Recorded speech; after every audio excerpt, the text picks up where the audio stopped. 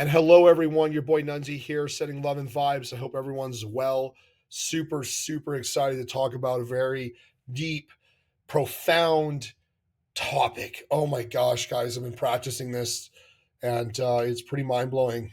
Um, and I want to start by talking about a little bit about the mind. It's a good place to start. And I've talked a lot about this idea that the mind, the personal mind, is an object. We are looking at it objectively, right? So you can hear your thoughts. Your mind is constantly thinking all day, right? You can't get your mind to stop thinking. So your mind is like, think of your mind as just a program. It's a database that stores and collects data from experience.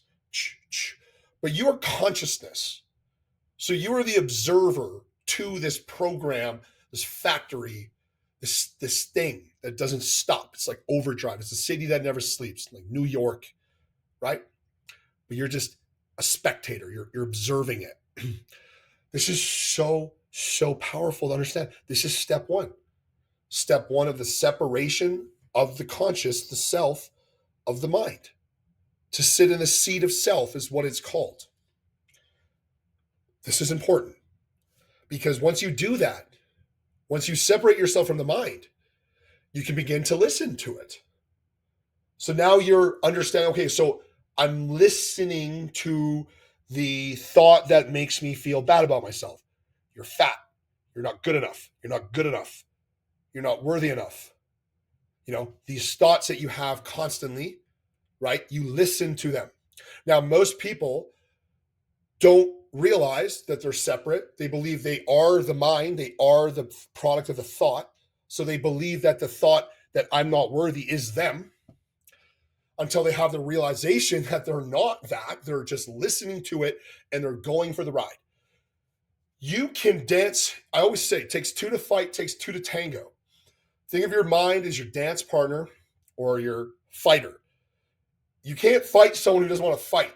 You can't dance with someone who doesn't want to dance. So this is the practice. The practice, the step one is to separate yourself from your mind.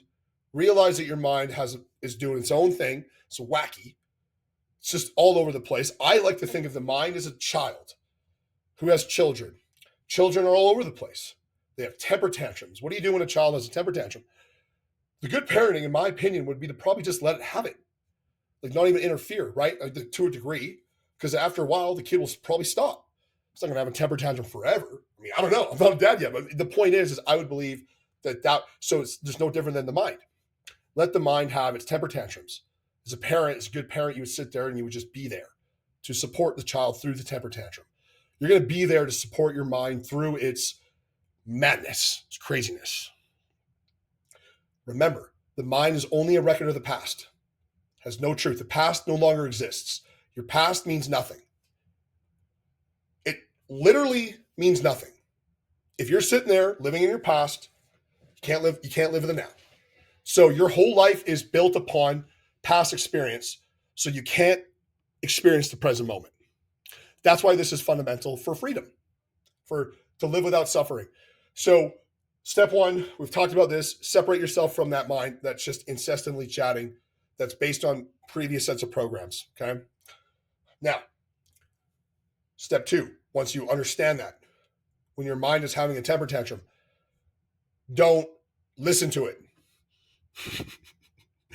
Right? If I'm talking with someone, like a person, hello, Joe, how are you today, Joe? And Joe starts talking to me, hello, Nunzi, hello, yes, of course. And then he starts talking about something I just don't care about. Like, I'm just like, bro, like, what do I do? I stop listening. I don't listen to Joe. I'm like, yo, Joe, I'm not going to listen to you, man. I'm good. I don't need to listen to Joe. Same thing with the mind. Like literally the same thing. When my mind is being like all nutty and thinking all these weird things and all these thoughts of doubt or fear. Hey there, Joe. Not today, Joe. Right? This isn't suppression. This isn't avoidance.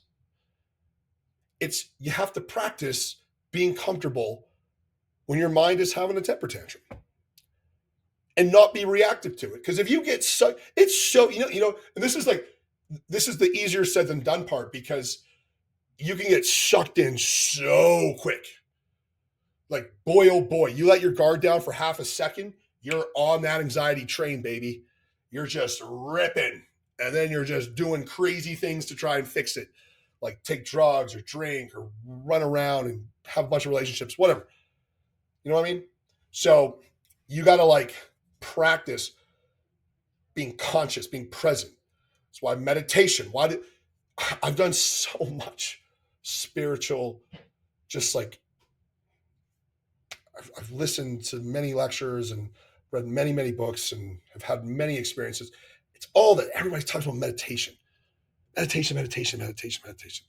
It's like, what is it? What's the separation of the mind, right? So this is step one. That's what we're talking about. It's like, if you can't do that, then none of this is going to even work. And some people are so sucked in. You know those people I'm talking about? Like who just can't hear whatever you're saying, that are just like, boo, like just up here, like, bro, they're gone. Like it doesn't even matter what you do. So when you get to that, like they just have to come to it on their own. It's not even your job to necessarily help them. But what I'm trying to say is like, that is why you meditate, is to ground yourself. It's to sit in yourself. It's to just start to observe this thing. Most people are like, I can't meditate. It's like, dude, what? Dude, the whole point is to just listen to your mind for a bit. If you can't connect to your breath and get, like, you're not going to sit down in a meditation out of the first round. It's like, look, I'm not going to just go and know piano. Got to go to piano lesson every day for 5 years. Then I know how to play piano.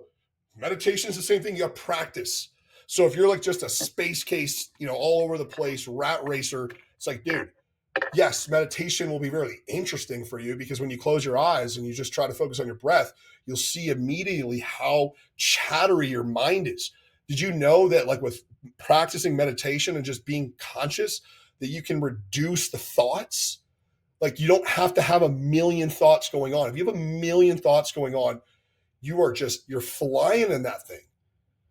You got to come down, man. You got to come down, bro. If you're getting worked up and stressed out about stuff, what are you stressed out about? Like really, just be real with me, dude. Like, I'm on, like, I got a phone. I'm on a laptop. I'm drinking out of a fucking Stanley, like Kool-Aid juice too. It's so good. I'm stressed out. Like, what are you talking about? Like all of us, like we make it all up. So it's like, you don't have to do that, but it takes a practice of separation. And then this is the second step, is to not listen, right? Don't listen. You just literally don't listen. Like what happens is, so what you will experience a thought that disturbs you. And right in that moment, you can have inner dialogue. Like I actually literally have inner dialogue. I'm like, I call him Michael. So, hey, Michael, thanks for your opinion, but I'm good today. I'm going to stay focused on what I need to do, and I know my worth. So thanks, bro. Bye. Bye. You know what I mean? Like, and then I go on with my day. I relax into it. You got to relax. You got to just slow her down there, brother. Because if you don't, you'll get sucked in. Like people who just are so reactive, like anyone who has road rage. Perfect example. They can't hear you, dude. They cannot hear you. When you were in your car swearing at the person in front of you because they're going slow, they can't hear you. What are you doing? What are you doing? Control yourself, right? Calm down.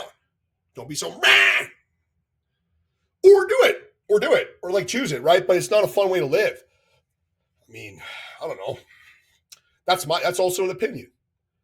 Maybe people love getting pissed off in traffic. I don't know.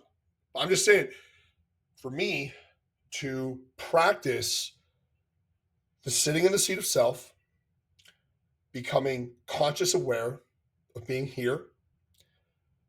Hi, mind. Listening to mind. Mind is mind. Mind does mind things. Mind is always there. It's just sitting on my shoulder. Sometimes I like what it says. Sometimes I don't.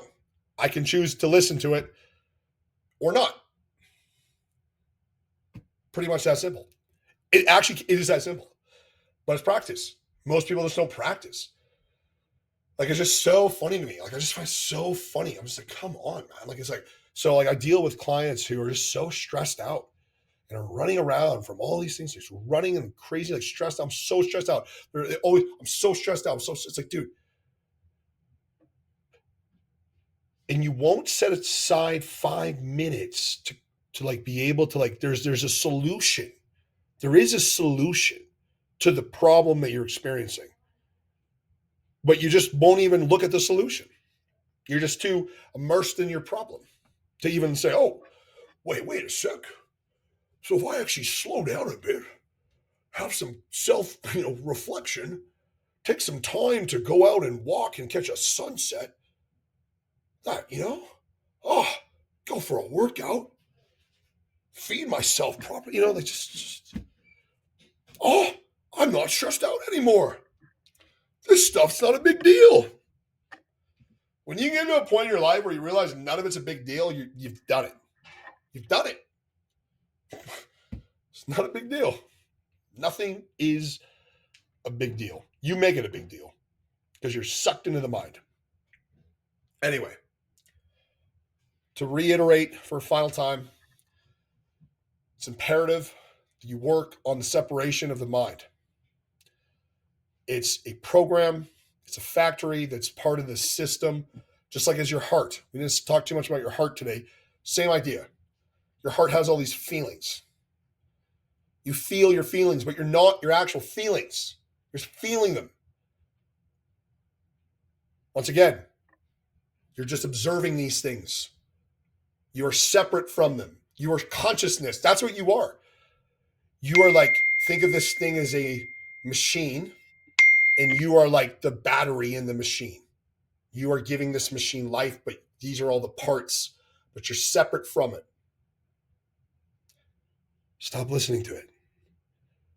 Stop letting it control your life. Stop letting it take away your happiness. Stop letting it preventing you from living your dreams. Stop it, because it's holding you back. It's got you on the leash. You need to change the dynamics of the relationship, put the mind on a leash, and go pursue your life that lies in the present. I love you guys, man. Get excited.